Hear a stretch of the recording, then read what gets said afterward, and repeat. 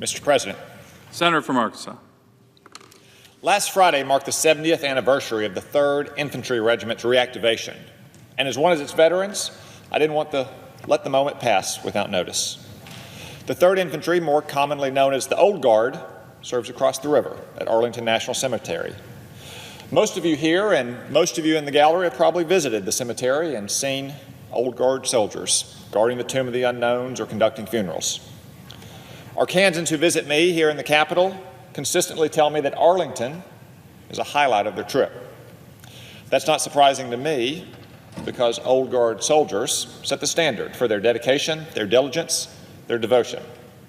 The 3rd Infantry is the nation's oldest active duty infantry unit, and yet the reverence we feel for them goes beyond their mere length of service into what they represent, the dignity of freedom.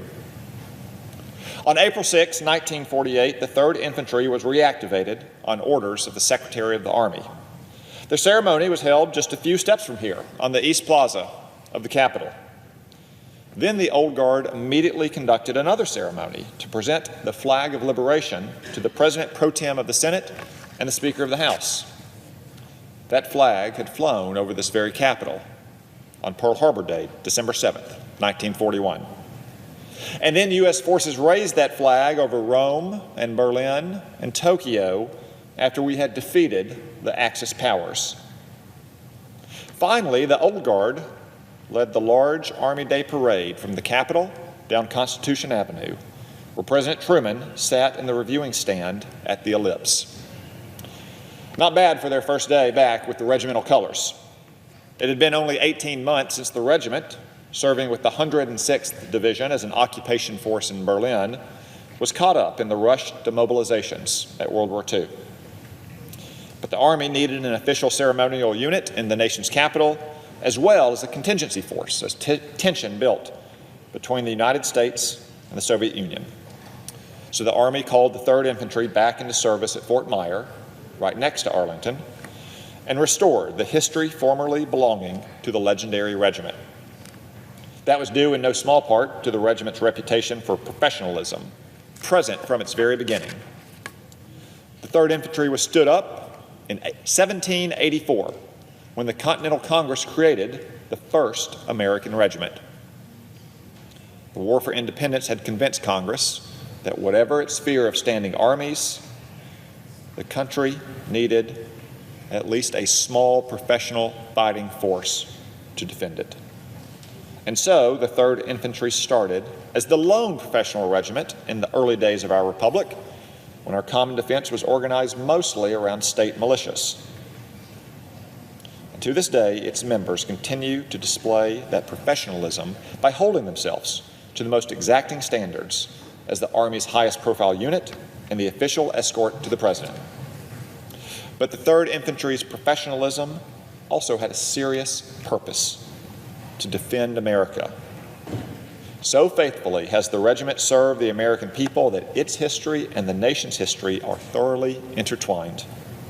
First, it served at posts along the frontier, where it protected American settlements against Indian attacks.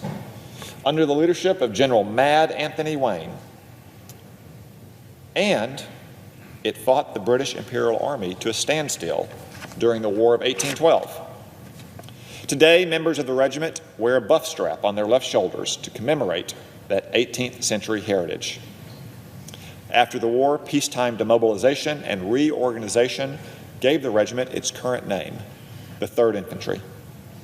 Then, during the Mexican War, the 3rd Infantry distinguished itself with bravery, skill, and stamina at every major battle of the war, in places like Palo Alto, Monterrey, and Veracruz. Its famed bayonet charge at the Battle of Cerro Gordo is what persuaded the War Department in 1922 to authorize the 3rd Infantry to march with bayonets fixed to their rifles, a privilege still reserved solely to that regiment in the entire United States Army.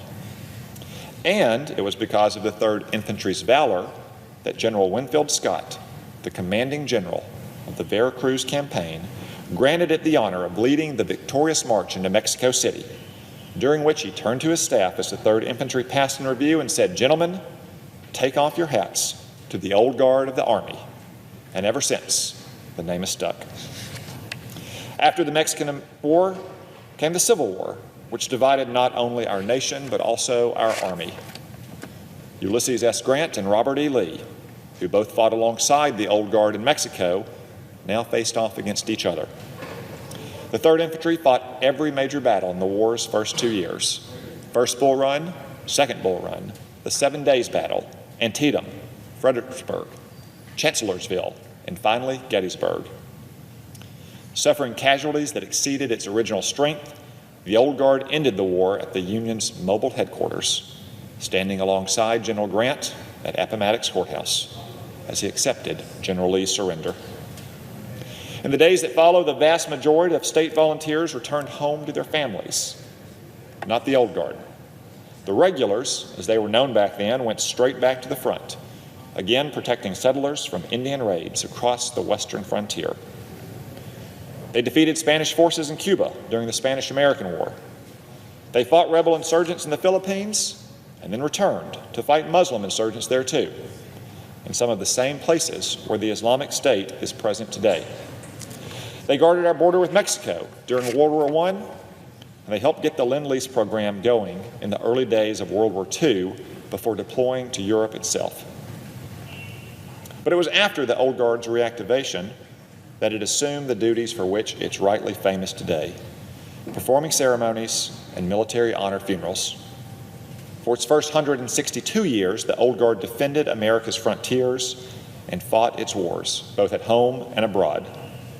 Now, these new responsibilities have defined the Old Guard's mission for the last 70 years. The size and structure of the regiment has evolved, just as Arlington National Cemetery itself has grown.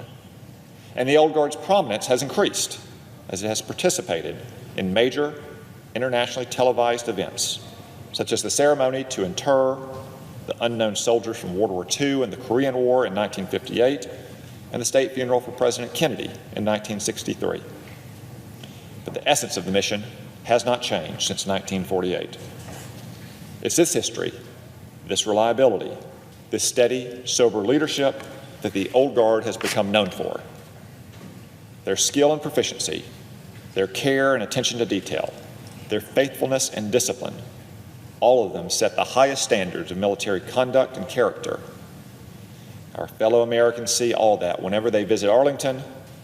They can imagine it on the battlefield.